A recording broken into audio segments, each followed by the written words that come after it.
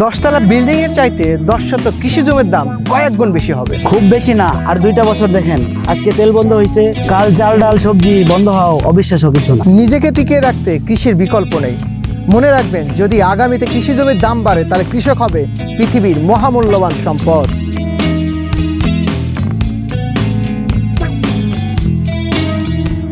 আসন্ন যুদ্ধ ও মহামারীতে নিজেকে যদি স্বনির্ভর রাখতে চান তাহলে কৃষক হওয়া অত্যন্ত জরুরি। ঢাকা কেন্দ্রিক যারা রোবটিক জীবনযাপন করেন তাদের ঘুম যদি এখন না ভাঙে তাহলে আর ঘুম কখনোই ভাঙবে না। ঢাকার অদূরে মানিকগঞ্জ, কিশোরগঞ্জ, নেত্রকোনা এই জায়গাগুলো সহ বাংলাদেশের প্রত্যেকটা জেলা শহরের আশেপাশে যে জায়গাগুলো আছে সেখানে কৃষির জন্য সবচেয়ে বেস্ট জায়গা। দর্শক, আমরা এসেছি নারায়ণগঞ্জ জেলায় একজন কৃষি উদ্যোক্তার মাঠে। আর কৃষির মাঠে এসেছি তা তো দেখতেই পাচ্ছেন। ছক্কা করলা চাষ করে অত্ত এলাকার যে মাঠগুলো পতিত অবস্থায় ছিল সেই মাঠগুলোকে কাজে লাগিয়ে যেন পুরো এলাকাকে তাক লাগিয়ে দিয়েছেন। এই প্রজেক্ট থেকে আপনিও শিক্ষা নিতে পারেন। দর্শক, চলুন পুরো ভিডিওটি শেষ পর্যন্ত দেখব এবং এখান থেকে আপনি জেনে যাবেন আপনার জন্য কোন প্রজেক্টটি সবচেয়ে বেশি গুরুত্বপূর্ণ।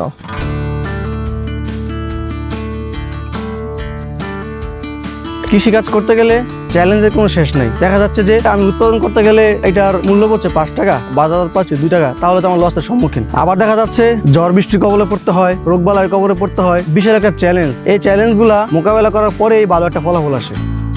আমি 1 বছর ধরে এই এগ্রো রান্নার সাথে জড়িত। ভিডিও দেখে গত বছর করছিলাম, এবার করছি, মাশাআল্লাহ অনেক ভালো হয়েছে।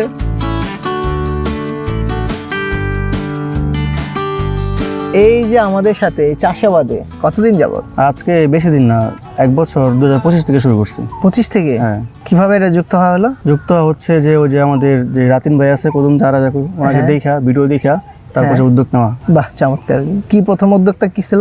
প্রথম উদ্যোগ ছিল ওই যে মরিচ, তারপর হচ্ছে ওই যে নিচে 1 কানির মতো করলা, ছক্কা করলা করছিলাম। আচ্ছা। আর হচ্ছে 10% মতো আপনার হচ্ছে শশা করেছিলাম। প্রথম শুরু করছি 90%, আর এখন আছে তো 7 বিঘার লাইন। টেকনিকটা কি ভিডিও দেখে মনে করেন আমি এগুলি কাজ করতেছি। আর অফিসাররা এসে আমার দেখায় দেয়, শিখাই দেয়। সবাই বলে কৃষিতে নাকি লস, পরিপূর্ণভাবে কৃষির মধ্যে শ্রম দিলে কৃষিতে কোনো লস নাই। তো আমরা আগে 4 গানি করতাম, এখন আমরা 6 গানি করতেছি। ভবিষ্যতে আমাদের আরো জমির পরিমাণ বাড়ানোর চিন্তা ভাবনা আছে। আর এইটার পিছনে মেন কারণ হচ্ছে অ্যাগ্রোয়ানের সাপোর্ট। যদি অ্যাগ্রোয়ান সাপোর্ট না দিত তাহলে আমরা এত বড় প্রজেক্ট সামনে আগাইতে পারতাম না। আগে জীবনে করছি আমি মিস্ত্রি কাজ, ফার্নিচারের কাজ, ফার্নিচারের মিস্ত্রি ছিলাম। আগের কাজটা করি না, বর্তমানে আমি পুরোটাই কৃষি। ওভারঅল বিশ্বের যে অবস্থা, তেল নাই, গাড়ি ঘোড়া চলতেছে না, সবকিছু মিলেই কিন্তু ফ্যাক্টরি বন্ধ। কি করবে আমাদের উদ্যোক্তা, শিক্ষিত যুব সমাজ? তো আমি এটাই বলবো যে আপনারা চাকরি পিছনে না ধরে কৃষিতে উদ্যত হন। ওকে। তা আমাদের মতো যারা 22 থেকে 24 বছর ছেলেগুলো আছে, ঘোরাফেরার মধ্যে আছে, বা হচ্ছে বাপের টাকা নষ্ট করতেছে। একদম তাই। আপনারা বাপের টাকা নষ্ট না করে বাপের কাছ থেকে টাকা নিয়ে জমি অন্যজনের কাছ থেকে ধার নিয়ে হলো কৃষিতে উদ্যত হন। এক্স্যাক্টলি তাই। আমাদের দেশের ভালো হবে, আমাদের কল্যাণ হবে। রাইট। এই আপনাদের দেখে এরকম ভাবে করলা, শশা, মরিচ কতগুলো মানুষ উদ্বুদ্ধ হয়েছে। আমাদের দেখে হচ্ছে আমাদের বাড়ির পাশে আমাদের আসানুল্লাহ চাচা, হ্যাঁ, তো উনিও গত বছর থেকেই শুরু করছে। মাশাআল্লাহ। উনিও করলা করছে, শশা করছে। ওনার এবার সামনে প্ল্যান আছে মরিচ করা। তবে আমার কাছে যেটা মনে হয় যে বর্তমান প্রেক্ষাপটে সবচেয়ে কম টাকা ইনভেস্টমেন্ট করে শহর অঞ্চলে মানুষ যারা আছেন তাদের জন্য একটা বেস্ট পেশা হতে পারে। এই যে এখন মার্চ, এপ্রিল মাস, মে মাস, এই মাসের মধ্যে যদি কেউ করলা চাষ করে, কেউ মরিচ চাষ করে, তাহলে এই প্রজেক্টগুলো 100% লাভ হবে। করলার বাজার কত পাচ্ছেন, কয় কেজি করে উঠাইতে? করলা পাচ্ছি এখন আমি খুচরা যে পাইকারি 70 টাকা। 70 টাকা? হ্যাঁ, পাইকারি 70 টাকা পাচ্ছি। বলেন কি, কবে থেকে এটা শুরু করছেন বিক্রি? এটা হচ্ছে আপনার এই যে এই মাসের মানে রমজানের ঈদের পর থেকে শুরু করছি। প্রথমে দাম কেমন শুরু হয়েছিল, এখন কি অবস্থায় আছে? প্রথম থেকে 70 টাকা শুরু করছি। আর খুচরা বিক্রি করতে হলে 100 টাকা বা 120 টাকা। মানে পাইকারি 70, খুচরা 120 বা 100।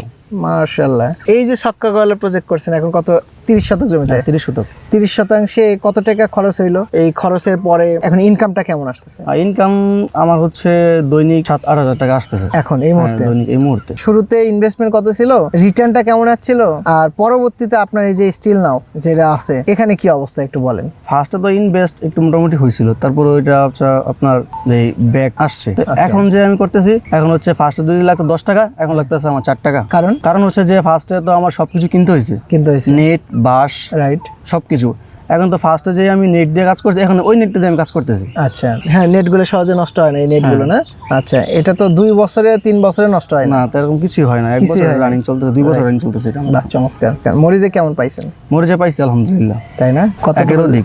বাহ বাহ বাহ বাহ। কতটুকু জমি ছিল? জমি ছিল আপনার 15% মতো। 15 শতক। বিক্রি হয়েছিল কত টাকা? বিক্রি প্রায় 3.5 লক্ষ টাকার মতো। 3.5 লক্ষ টাকা? কি বলেন? কোন সময় লাগাইছিলেন? এটা হচ্ছে ওই সর্বপ্রথম মে শুরু থেকে, গত বছর মে?